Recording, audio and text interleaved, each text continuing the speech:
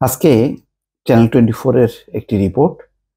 সরকার পতনের সঙ্গে কুমিল্লায় অবসান হলো পরিবারতন্ত্রের। মানে সরকার পতনের সঙ্গে সঙ্গে কুমিল্লায় অবসান হলো পরিবারতন্ত্রের। আ.ক.ম বাহাউদ্দিন এবং ডাক্তার তাহসিন বাহার সূচনা। কুমিল্লায় এই দুটি মানুষ একেবারে কালসাপ। তাদের বিষাক্ত ছোবলে পুরো কুমিল্লা পলিউটেড হয়ে গেছে। সেখানকার রাজনীতি, সেখানকার সমাজ, সবকিছু বলা ঠিক না।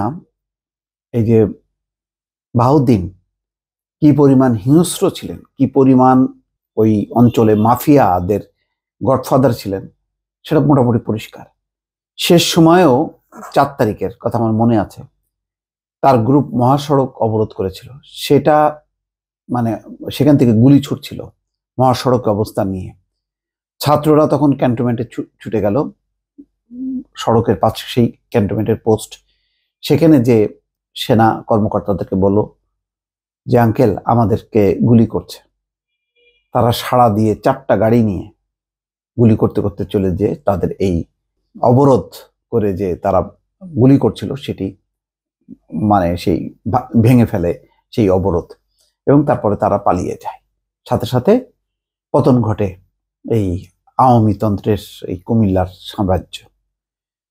তাহসিন বাহার সূচনা, এইরকম একটা মক্ষী রানী টাইপের মহিলাকে সিটি কর্পোরেশনের মেয়র বানায় বাহার, একেবারে জোর করে প্রতিদ্বন্দ্বী সমস্ত পক্ষকে বসিয়ে দিয়ে। যদিও বিএনপি আনুষ্ঠানিকভাবে তার কোনো প্রার্থী দেয়নি, তারপরও সাক্কু ছিলেন, আরো কয়েকজন ছিলেন, তাদেরকে মাথা তুলতে দেয়নি। এই মহিলার কেমন আমি আর বলতে চাই না, এই বলে আমি আমার এই ভিডিওটার মানে অপবিত্র করতে চাই না। সেটা সবাই জানেন, কুমিল্লা প্রতিটা মানুষ জানে কোন টাইপের মহিলা, কি তার ব্যবসা, কি করতেন, সবাই জানে। আজকে তাদের পতন হয়েছে, সেটার উপরেই রিপোর্ট। সরকার পতনের পর এবার কুমিল্লার 10 উপজেলায় অবসান হয়েছে পরিবারতন্ত্রের। অন্তর্বর্তী সরকার গঠনের পর স্থানীয় সরকার মন্ত্রণালয় থেকে উপজেলা সিটি কর্পোরেশনের দায়িত্বপ্রাপ্তদের অবসানের পর ঘটে এই অবসান। অথচ একসময় এই আওয়ামী লীগের একটা খুব শক্ত ঘাঁটি ছিল কুমিল্লা, কিন্তু এই যে বাহার এবং তার মেয়ে সূচনা একদম সেটাকে নষ্ট করে ফেলে। সরকারের ক্ষমতা পরিবর্তনের সঙ্গে বদলে গেছে মসনদের রাজত্ব, বিচ্যুতি ঘটেছে পারিবারিক নেতৃত্বের।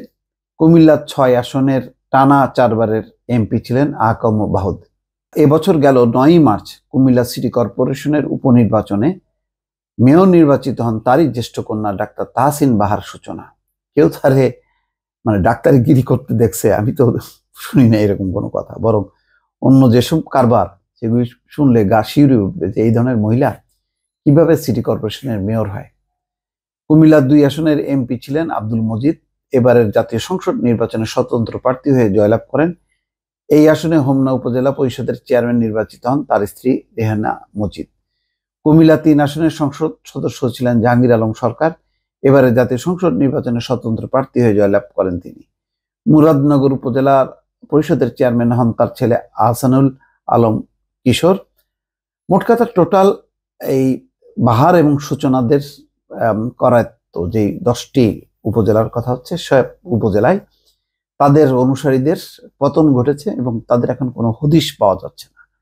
কুমিল্লার মানুষ অন্তত একটা অভিশাপ থেকে মুক্ত হলো, কালো রাজনীতির অভিশাপ থেকে।